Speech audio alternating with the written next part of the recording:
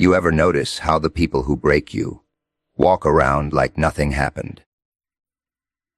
Like they didn't leave cracks in someone's soul. Like they didn't twist trust into something ugly. Like they didn't create silence where there used to be laughter. They smile. They sleep peacefully. They shake hands, build reputations, climb higher, higher, higher. And you're left replaying moments in your head, wondering what you did wrong, carrying weight that was never yours to carry. But here's the funny thing about the world. It watches, quietly, patiently. And somewhere, at the very top, where masks don't work and lies don't breathe, a question has already been asked. Do you even know who you hurt? Not shouted, not whispered, just asked. Because the truth doesn't rush, it waits. And when it arrives, it doesn't knock politely. It tears everything open. You ever notice how some people move through the world as if their actions are weightless? Like they could crush someone, rip apart their life, and still float above it all without a scratch. They have this air of untouchable confidence, a kind of smug immunity that makes you question reality itself. They don't see the consequences of what they do, or maybe they just don't care. Every insult, every betrayal, every quiet, lingering humiliation, they treat it like it's nothing, like it's a part of someone else's story, not theirs. And the scary part, they believe it. They walk around convinced that the cracks they leave behind are invisible, that the damage is temporary, that the pain fades and everyone will just forget.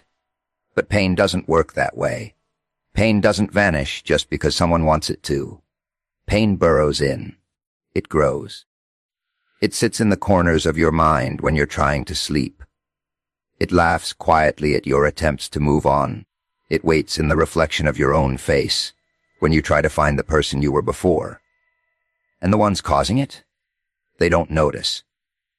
They sip their coffee, shake hands, nod in meetings, and plan their next move like everything is clean and untouched. They don't see the shattered confidence, the sleepless nights, the little victories stolen from someone else's day. They don't see the fear in a glance or the hesitation in a step, because it's not their reflection staring back. It's funny, isn't it? The world keeps moving, and they keep moving with it, believing they are untouchable, unaccountable, invisible in their crimes. They smile while someone else is learning to navigate around the wreckage they created. They laugh while someone else counts scars that will never fully heal. And when someone finally speaks up, when someone finally stands and says, "You broke me," they respond with confusion, indignation, or denial, as if the world has betrayed them for noticing the truth. They are architects of chaos, engineers of subtle destruction. And yet they don't even recognize the evidence of their own handiwork. It's a dangerous kind of blindness. The kind that makes you question how the universe allows certain people to wander freely, while others carry the weight of invisible chains. They move on to the next opportunity, the next relationship, the next scenario where they can assert control, leaving a trail of invisible bruises and silent screams that nobody acknowledges, but the ones who bear them. It's almost poetic, really, the way they navigate life, without ever acknowledging the life they've affected, the way they convince themselves that the world is theirs to play with, that consequences are for other people, that accountability is a story someone else wrote. And the irony. Eventually, the universe has a way of reminding even the most arrogant that no action is truly without consequence. But for now, they live in their illusion, untouchable, unaware, untethered from reality, believing they can step on souls and not feel the tremor of the damage they've caused, not realizing that every action leaves a mark. Every cruelty has a shadow, and every smile hides a fracture in the very foundation of someone else's world. They walk, they talk, they conquer, they charm, but the weight of what they've done doesn't vanish. It lingers, waits, watches, even if they don't see it. And you watch them, too, learning their rhythm, learning the way they think everything they touch is disposable, learning that their sense of invincibility is built on ignorance. And every move they make is a reminder that some people are monsters who've convinced themselves they are untouchable. Pain has a strange way of hiding in plain sight. The people who inflict it, the ones who twist words, break trust, and leave invisible scars, often move as if nothing happened. They don't notice the trembling hands, the forced smiles, the nights spent replaying moments like a cruel film, because in their world, nothing has weight. They don't feel the echoes of the chaos they leave behind. Every scream swallowed, every tear wiped away, every sense of safety shattered. It doesn't register. They treat life like a game of chess, moving pieces around without seeing the faces of the pawns, without imagining the cost of each step. And the cruelest part, they are certain that the world works the way they do. If they don't notice the damage, it doesn't exist. If they didn't feel it, it never happened. They walk through rooms, conversations, relationships, leaving tiny detonations in their wake and shrugging them off as nothing, like a magician hiding the truth behind a sleight of hand. The people around them, they feel everything. The hurt, the betrayal, the exhaustion of carrying wounds that were never theirs to bear.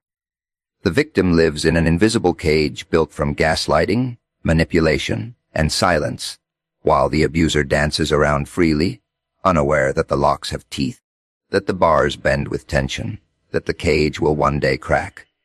It's maddening, the way they can smile at dinner parties, close deals, laugh with friends, while someone else counts the pieces of a broken self that they left scattered on the floor. They think invisibility is safety, that ignorance is a shield, but the world has a memory. Every slight, every cut, every word thrown like a dagger leaves an imprint that doesn't fade. Pain has a stubborn persistence that mocks denial. You can pretend it isn't there, you can turn your back, you can bury it deep in laughter and distractions, but it lingers.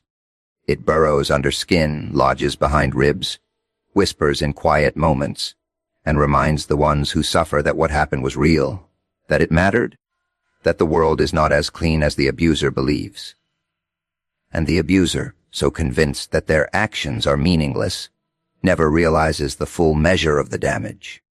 They don't see the trembling, the hesitation, the careful choreography of someone learning to navigate life around the wreckage they caused. They don't see the sleepless nights, the thoughts circling endlessly, the hope that maybe, just maybe, the world will notice. And the world often does notice, quietly, subtly. The ripples of hurt spread, intersect with other lives, collide with chance and circumstance, until the illusion of harmlessness begins to crack. The person who thought themselves untouchable doesn't feel it yet, doesn't sense the slow accumulation of reckoning, the inevitable accounting for the chaos left behind. They move on, believing that life is a smooth road paved with ignorance, that the consequences are for weaker souls, that the pain of others is an optional side effect, never realizing that pain isn't optional. It is a force that waits, that grows, that whispers and waits some more. And somewhere in the shadows, someone keeps track. They remember the words that cut too deep, the hands that should have held but pushed away, the promises broken like glass underfoot. Pain, invisible to the one who caused it, is never invisible to the one who carries it. It speaks, it reminds, it refuses to dissolve into nothingness, and it waits patiently for recognition, for justice, for the moment when the silence of the abuser is broken by the weight of what they've done. Life has this quiet way of keeping score, a ledger no one sees until the time is right.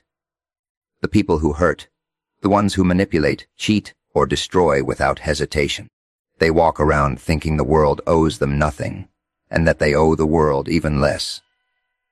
They don't realize that every action, every cruelty, every sly manipulation leaves a mark somewhere, somehow on someone who will carry it for years, maybe decades. The world doesn't scream when injustice happens. It whispers. It whispers in the pause after a smile, in the hesitation of a step, in the way people hold their hearts a little tighter.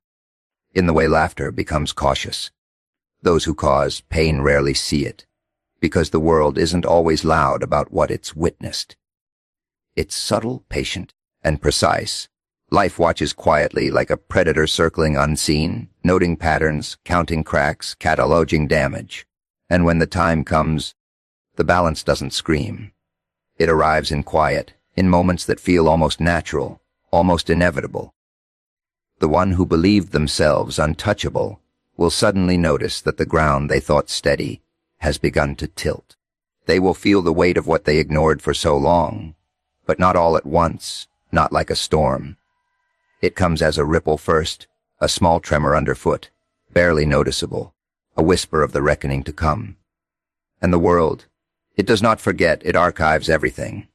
Every sneer, every betrayal, every stolen moment of peace and joy. You can pretend, as they do, that actions are meaningless, that the damage is temporary, that life moves on as though nothing happened. But life has memory. The quiet ledger keeps tally, and the scores accumulate in ways invisible to the abuser. Sometimes it manifests as the subtle loss of trust, the hesitation in a handshake, the careful avoidance in conversation. Sometimes it comes through circumstance, ironic twists, chance encounters, or a simple truth revealed in an unexpected moment. Life is patient. It does not rush. It allows arrogance and cruelty to flourish for a time, letting the abuser dance and smile, letting them believe in their untouchability, all while building the weight that will eventually fall. And when it does, it is not violent, not theatrical. It is precise, calculated by the universe itself, delivered at the exact point where it cuts deepest. The ones who thought themselves immune to consequence rarely understand what hit them, because they never saw the quiet accumulation of small, unseen forces that led to it. They never noticed the countless tiny reactions, the small disappointments, the hidden awareness in others that eventually converge into reckoning. Life keeps score in whispers, in shadows, in the spaces between smiles. And the irony is delicious. Those who live without conscience, who believe themselves free from accountability, are always the last to realize that they are being watched, noted, tallied, and eventually held to account. Every slight, every cruelty, every injustice contributes to an invisible balance sheet, and no one, not even the abuser, can escape the final accounting. It doesn't matter how charming, powerful, or untouchable they appear to be. The ledger doesn't lie. The memory doesn't fade, and the world has an uncanny way of delivering justice when least expected, when their arrogance is at its peak, when they've convinced themselves that life owes them nothing, and that consequences are for others. The quiet observation of life, the subtle judgment of experience, the patient accumulation of every tiny effect builds slowly, methodically, invisibly, until the scales finally tilt, and the one who believed themselves above it all is forced to confront a truth they ignored for far too long. Power and success have a funny way of making people forget their own darkness. The ones at the top, the ones who climb, who negotiate, who charm and manipulate their way through every obstacle. They often act like their climb absolves them from every wrong they've done along the way. They believe that status, influence, money, or reputation are shields against accountability, that the higher they go, the less anyone notices the cracks they leave behind. They walk into rooms like kings of a kingdom built on illusions, smiling, nodding, shaking hands, signing deals, giving speeches, as if none of the lives they trampled along the way matter at all. And the truly dangerous part? They begin to believe it. They look in the mirror and see only triumph, only mastery, only the surface of a life that appears flawless. But power is a tricky thing. It blinds, it distorts, it amplifies the ego until the person at the top feels untouchable, untethered, untouchable even to the consequences that lurk quietly, patiently, just out of sight. And while they strut in their illusions, the damage they've caused festers in silence. The people they've hurt, friends, colleagues, lovers, strangers, carry invisible scars, scars that don't disappear just because someone built an empire on top of them. Every lie, every manipulation, every stolen opportunity, every betrayal leaves a shadow. And the higher the abuser climbs, the more impressive their facade, the more deceptive their sense of security, the less they notice the world keeping score. The world notices. It doesn't applaud, it doesn't cheer. It waits, it observes, it notes, it whispers in the right ears, in the right places, at the right times. And the irony is exquisite. The very power that made them believe themselves above reproach is the same power that isolates them, that blinds them to the fact that the truth has a way of sneaking past the velvet curtains, past the guarded doors, past the smiles of colleagues who nod but remember. Influence can't erase memory, success can't bury accountability, status can't mask guilt, and charm can't rewrite the ledger of hurt they've left behind. And yet, they continue. They continue believing that they are untouchable, that their climb exempts them from the fallout, that no one will dare to question their triumphs or their methods. They believe themselves invisible, above human consequences, above moral law, above judgment. But the universe has a way of reminding even the most arrogant that nothing, no matter how polished, is impervious. The cracks are there, hidden beneath the layers of prestige, hidden beneath the applause, hidden beneath the carefully constructed smile, and eventually those cracks widen. They widen slowly, imperceptibly at first, then with the subtle inevitability of a storm rolling over a city, until the foundation they believed unshakable begins to tremble. The higher they climb, the more precarious their position becomes, because the weight of the lives they've affected accumulates, presses, pushes, and finally, it asserts itself in ways they never anticipated. No status, no fortune, no title can erase the echoes of those they've hurt. And the most delicious part of it all is that those echoes have a way of reaching ears they never expected to hear them, reaching eyes that finally see, reaching hands that are ready to hold them accountable. The very power that made them think themselves untouchable is the same power that makes the reckoning so much more striking, so much more inevitable, and so much more personal than they ever imagined. The truth is patient. Oh, so patient. It doesn't rush, it doesn't scream. It doesn't need an audience to validate it. It waits in the corners. It lingers in the shadows. It watches while people run around pretending they're untouchable, pretending their lies and manipulations will never catch up. The people who hurt others, the ones who step on lives like stepping stones to climb higher, they don't see it, not at first. They think the world is chaotic, that consequences are random, that accountability is a myth invented by those too weak to play the game. They don't understand that the truth is methodical, slow, deliberate.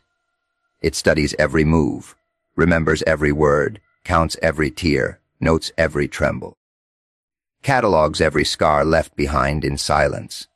And while they laugh, while they sleep easy at night, while they celebrate victories built on others' pain, the truth is already biding its time. It doesn't hurry. Impatience is for fools. It grows quietly, steadily, like a shadow stretching across the floor of a room they thought was theirs alone. They believe themselves untouchable, immune, above consequence, and that's what makes it so delicious. Because the more they believe in their invincibility, the more satisfying the revelation will be when it finally arrives. And it will arrive. The truth has a way of moving through life like a ghost, unseen but undeniable, slipping into conversations, seeping into situations, surfacing in moments they think are unrelated, moments that seem harmless, ordinary, mundane. And when it does, it strikes with precision, not with noise. It doesn't need theatrics, because the damage has already been done by the years of negligence, arrogance, and cruelty that preceded it. Those who live in denial of the hurt they've caused will feel it all at once, a slow burn that starts as a whisper and grows into a roar, a reckoning that cannot be escaped. And here's the beauty of patience: the longer the truth waits, the more prepared it is, the sharper it is, the more inescapable its presence becomes. Every attempt to hide, to justify, To manipulate reality only gives it more material, more leverage, more weight to press down when the moment comes. They will never see it coming in the way they expect. They will never anticipate the precise timing, the quiet inevitability, the way the world shifts just enough to reveal what has always been there, lingering beneath their carefully constructed illusions. And the people they thought they had broken, the ones they thought powerless, those lives carry the truth like a seed planted in darkness. It grows slowly, subtly, nourished by resilience, by memory, by the understanding that harm leaves traces that cannot be erased. And when it surfaces, it doesn't need to shout. The truth doesn't need to explain itself. The truth doesn't need permission. The truth is the weight that presses down on arrogance, the shadow that exposes lies, the quiet judge that waits for the perfect moment to tilt the balance. It is patient because it knows the abuser cannot outrun it. It is patient because it knows the world notices, even when the world seems silent. It is patient because it understands that time is its ally, that silence is its weapon, that observation is its shield. And while the ones who caused the hurt continue their charade, continue to believe that their power, their charm, their influence, their success protects them, the truth is already threading its way through reality, unseen, unstoppable, inevitable, sharpening its edge, remembering every slight, every betrayal, every twisted smile, every unacknowledged scar, every stolen moment, and it waits for the moment when patience has been rewarded, when preparation meets opportunity, when inevitability arrives quiet, deadly, and unstoppable. Questions at the top have a way of cutting deeper than any blow ever could.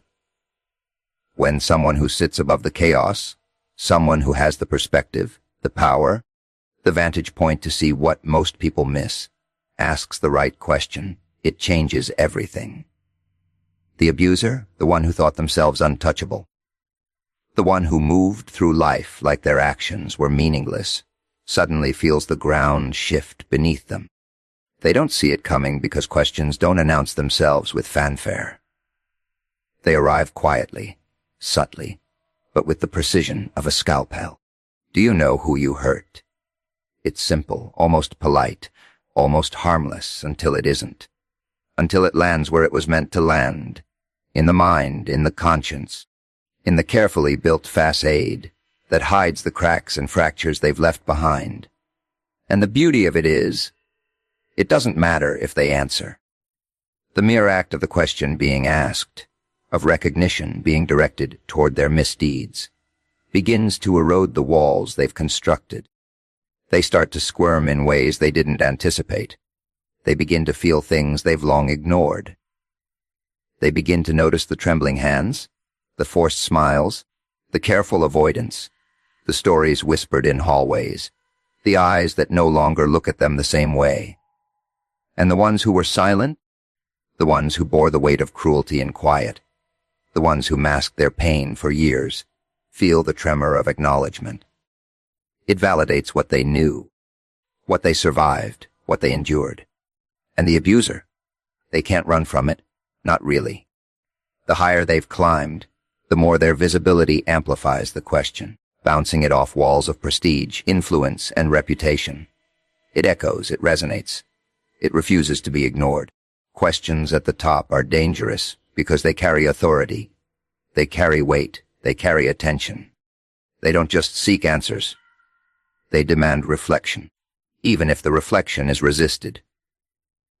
The person who thought themselves untouchable begins to realize that power cannot shield them from awareness, that success cannot erase impact, that influence cannot hide consequence.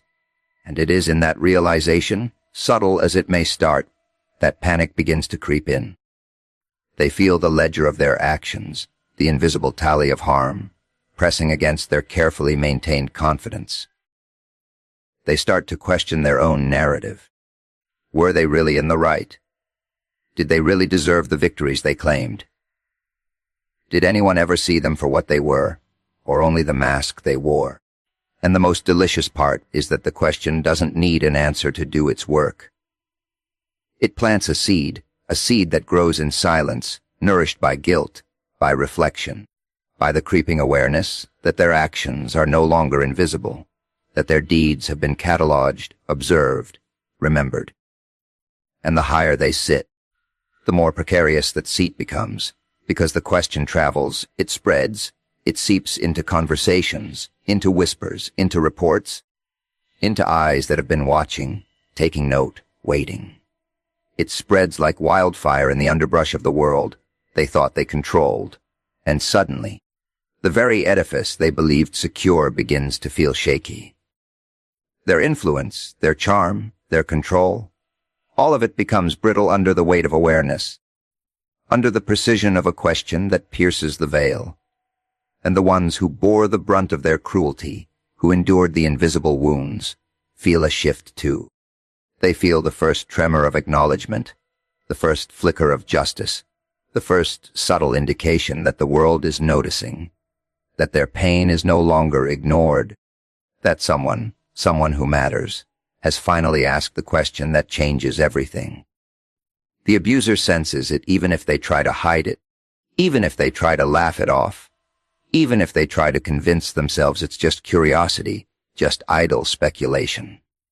They feel the pressure of scrutiny, the exposure of hidden deeds, the unmasking that begins with something as simple, as elegant, and as terrifying as a question. Reckoning doesn't announce itself. It doesn't send invitations. It doesn't knock politely. It doesn't wait for consent. It comes quietly at first, like a shadow creeping across a floor, subtle, patient, inevitable. The people who hurt, the ones who stomped on lives as if consequences were optional, they never see it coming. They believe themselves untouchable, above morality, above scrutiny, above the quiet laws of cause and effect that govern the rest of the world. They think the chaos they've created will dissolve into nothing, that the pain they've caused will evaporate like mist at dawn, that the world is too busy to notice, too distracted to care, too polite to confront them. But the world notices. The ledger keeps tally. The whispers accumulate. Every betrayal, every stolen joy, every manipulation, every silent cruelty is remembered, noted, and stored away, waiting for the precise moment when it can be revealed, exposed, felt in a way that cannot be ignored. And the ones who have inflicted pain, they walk around confident, smug, smiling, as if power, charm, and influence create immunity. They don't feel it yet. They don't see it. They believe themselves untouchable, invincible, untethered from the consequences of their own actions. But reckoning doesn't need to be loud to be devastating. It grows slowly, methodically, like a storm building far out at sea, gathering strength, gaining momentum, waiting for the exact moment when it can strike with full force. It doesn't matter how high the abuser has climbed, how many accolades they have collected, how many hands they have shaken or smiles they have charmed. All of that is surface. All of that is fragile. The deeper truths, the hidden ledger of harm, the invisible scars carried by those they have hurt, those are the foundation of reckoning. And when it arrives, it doesn't negotiate. It doesn't reason. It doesn't ask politely. It doesn't give warnings. It simply imposes itself. The very arrogance that made them believe in their untouchability becomes the perfect stage for collapse. Every lie, every manipulation, every act of cruelty comes to light in ways they never imagined. It doesn't matter if they have forgotten or denied, if they have rationalized or minimized. The reckoning has no patience for excuses. It is precise, deliberate, and unavoidable.